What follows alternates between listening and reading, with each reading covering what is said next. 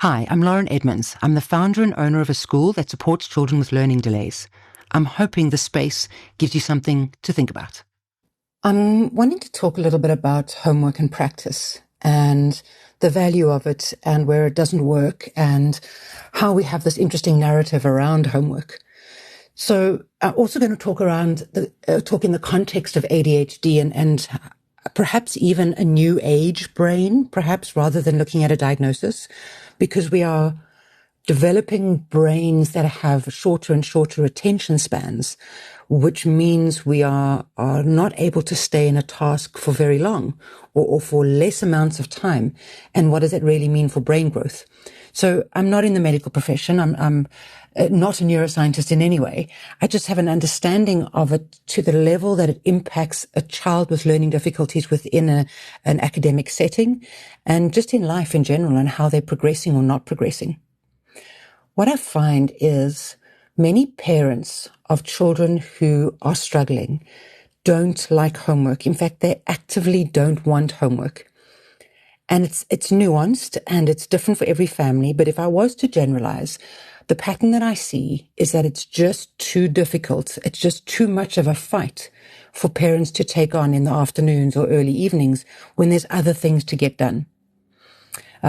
And there's lots of narratives around this. The one is that perhaps as a parent, we can view our role as parent in this sense as a job rather than as sort of this nebulous, where does it fit in kind of part of us, rather that it is something that needs focusing on. So that could be something that would be interesting to lean into in terms of your own way of thinking around parenting and what's working and not working for your child. Because quite frankly, parenting is about the parent. It's not actually about the child. It's about your own skill. So that would be interesting to look at. But going back to this idea of why parents of children who are struggling resist homework in a very big way or struggle with it. And this is not always the case. We often find children who are struggling have a positive view on life and a positive view on themselves, and they can get into homework and get it done. But that's really sort of an anomaly in my sphere. What often happens is we've got this resistance. So now why should we be focusing on homework? The generalized homework of just getting curriculum done is really hard for parents because it makes them the teacher, and that's not what we want. We don't want parents teaching concept, not because they can't, but because it extends the school day into the afternoons and into the home in a way that doesn't make sense. What makes more sense is for connection to happen and opportunities to practice, and the parent to take on the role of setting up the child's habits and way of thinking for the rest of their life. Now, if we go back into this ADHD brain, if we are to think about how ADHD brains need dopamine, they crave it, they seek it out because they're not, it's not as accessible to them.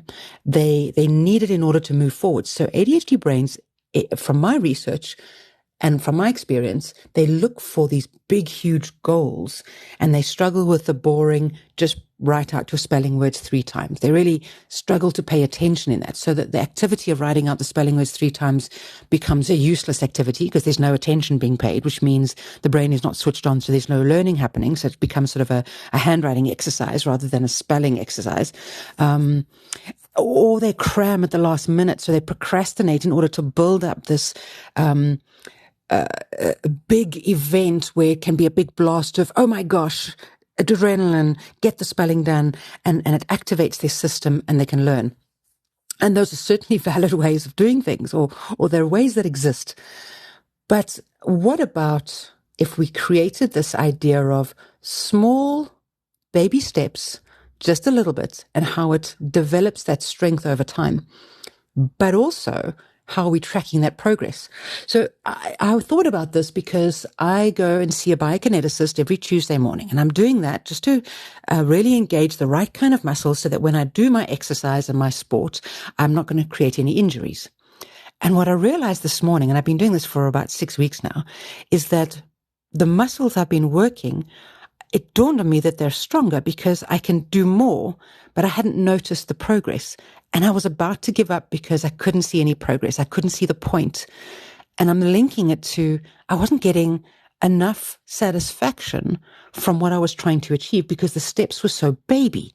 I wasn't able to go back 6 weeks ago and see where I'd started and reflect on where I am now. And I think children have the same thing. They can't see their progress. So the progress itself is not giving them activated dopamine. It's not giving them a sense of achievement because it feels just blah, because, okay, I'm still doing the same exercise. Is this really benefiting me? So I think one of the things we can do as parents and as teachers is to put a stake in the ground in terms of skill and then develop this very slow, small step progress that the kids do. They just need to do a little bit, just 5 minutes, just write your spelling words out once or twice while paying attention. Okay, now just read these pages. Now just do these math sums. Now just answer these questions. Okay, now we're done. Now we move on.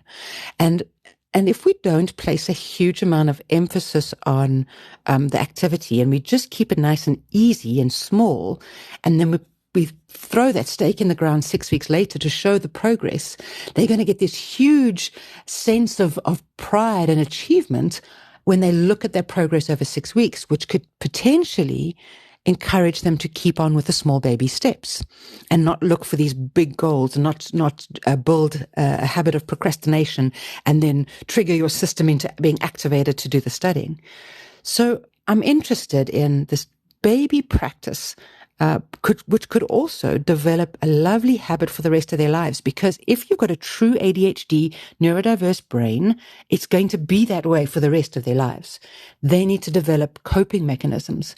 But also, just like my biokineticist said this morning, because I've been working my core muscles, my hip flexors and my core muscles over the last 6 weeks, standing is easier. Doing the exercises are easier. So my brain got a beautiful hit this morning in realizing that I don't have to do that much. I just need to do a little bit regularly for me to get to the point where everything else becomes easier. And that's what we're looking at when it comes to academics and homework. So I'm interested in developing children's spelling, phonics knowledge over and over, just a little bit every time, just building that up so it becomes easier to write a word so that creative writing and comprehensions become easier.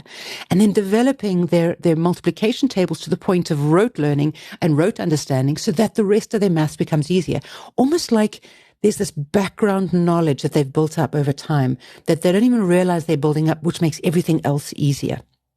So that's what we want. We want homework and practice at home for 5 to 10 minutes a day. It really doesn't have to be an hour. 5 to 10 minutes every single day. We practice skip counting. We practice our multiplication tables. We do our spelling. We practice reading. Just a little bit of every day as if it is effortless in some way. And that builds up over time. But it's so important to even take a little video or take that page that they've been using, maybe a handwriting you're looking at as well. How do we develop handwriting? Take that stake in the ground 6 weeks prior and then put another stake in the ground. So almost don't let them observe the 6 weeks. Don't let them compare every single day because they're not going to see a big enough change and their dopamine hit is not going to be big enough. So you want to leave 4 to 6 weeks and then you want to stake in the ground again and go look at your progress. And that gives them a sense of satisfaction and pride and even connection and joy. Okay, would you like to carry on with this practice? Can we carry on every day just doing a little bit? Let's add a bit here, add a bit there, because that's what my bio is doing. She's adding exercise after exercise just to stretch me a little bit more because I want a just right challenge, not too easy, not too hard. And I want it to be hard enough that it gives me progress. And I think that's where homework should land. It should land on this idea of we slowly build up and we show you these big leaps that you've made over time to get you motivated and understanding how this works so that when you're an adult, it's just a process that you do. It's not something you still need to develop. It's already been developed into your nervous system. Small steps, track the progress, get the goals. I think it could work really well if you take on that approach. I'd be very interested in how it works for all of you.